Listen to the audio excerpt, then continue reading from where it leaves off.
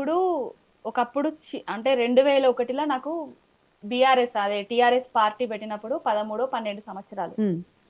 అప్పుడు తలాపున పారుతుంది గోదారి మాసేను మాసెలక ఎడారి అని పాడుకున్నాం.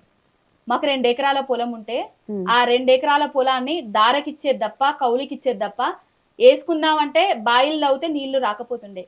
ఇప్పుడు కేసీఆర్ గారు 10 ఏళ్ల బీఆర్ఎస్ పార్టీ తెలంగాణ వచ్చిన తర్వాత కాళేశ్వరం ప్రాజెక్టు లాంటి ప్రాజెక్టు కట్టడం వల్ల ప్రతి ఒక్క ఎకరానికి గుంట ఎండకుండా నీళ్ళు ఇచ్చింది బాపు కేసీఆర్ గారు. నేను రీలును చూసినా రియాలిటీని కూడా చూసిన.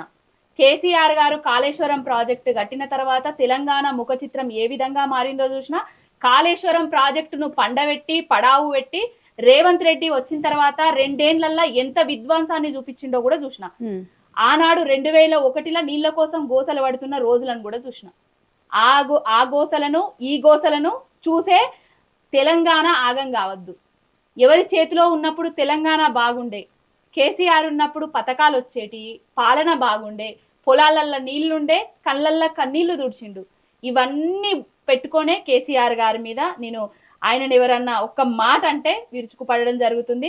నాకేం చేసిండు, నా కుటుంబానికి ఏం చేసిండు అని కాదు, తెలంగాణకి ఏం చేసిండు కేసీఆర్. తెలంగాణ లేకపోతే మనం అందరం ఎక్కడుండే. 12 ఏళ్ల వయసులోనే